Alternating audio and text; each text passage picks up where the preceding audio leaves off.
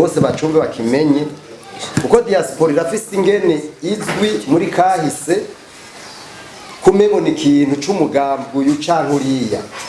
Mu bintu twumvikanye muri diaspora ubu nuko ikintu haba ari imbuga zijya amagroupe n'ibindi duhuriramo twese kirazira kaziririzwa ko hari ikintu c'umugambi uyu c'idiniri cishira hamwe bizamo hazamwe ibintu bibiri ikintu gihuza abantu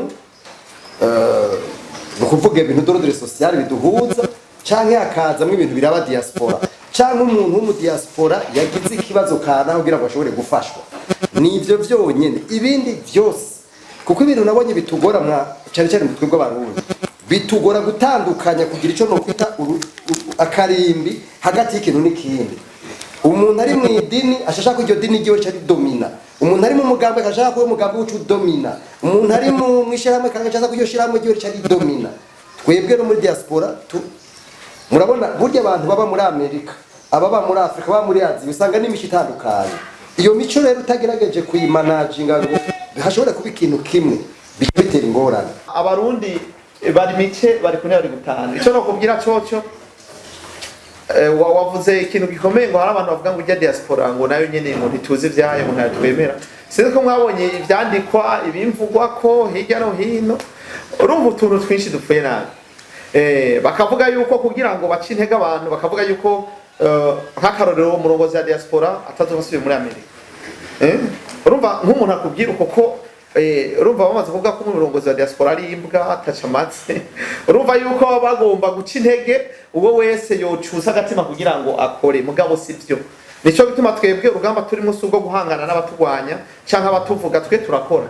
Hanyuma ejo bakatubona turi muri Amerika, ejo batubona aho mwavuga ko tazogenda ariho turi, bakatubona bimwe batuvuga ko atari byo, bakavuga yuko buca urutungane uturindiriye tukagendayo, tukabereka mbere turi kumwe n'abacamanza b'ico gihugu, tukabereka ko turi abagenzi babo. Nibaza yuko ivyo ari byo biryoshe kurusha guterana amajambo. Sino twari kwa twarivuze ko cyane. Umugabo hari inkuru nyinshi zisamaza. Bakavuga amajambo menshi kugira ngo bace intege abantu. Mugabo umuntu ataravuga umurongozi amakuru ntwayaronka. Ubaye umurongozi baca bayazana kugira ngo koko shetani igumijwira. Iyo wayifashe neza ukayihonyora igumijwiragira niko bimeze. Ziya n'indu za shetani rero. Ziba batagomba yuko abantu bavansa bava aho bari ngo baje hano. Hagara hajya aha. Hagara hajya imbere bababone. Hagara aha ay. Uyu ni imwidondore mwebwe nyene. Jane twa Fredward Ngansaba abandi umuhunza bikogwa mukuru wa Diaspora Ndundi murakoze. Nawe nitwa Josiane Habonimana naje nkaba ndumunyamabanga nkaba kandi n'umunyabigega wa Diaspora Ndundi.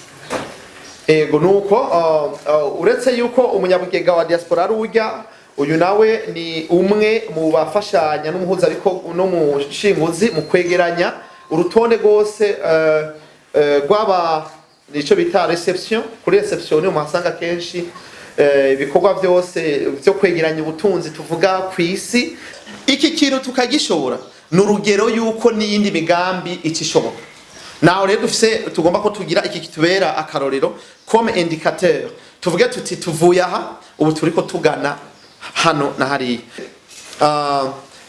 Sinzi mwoshiramo volume d'abord mubanze muyivuze bayumve n'ijwi mushire mu ijwi kugira ngo bumve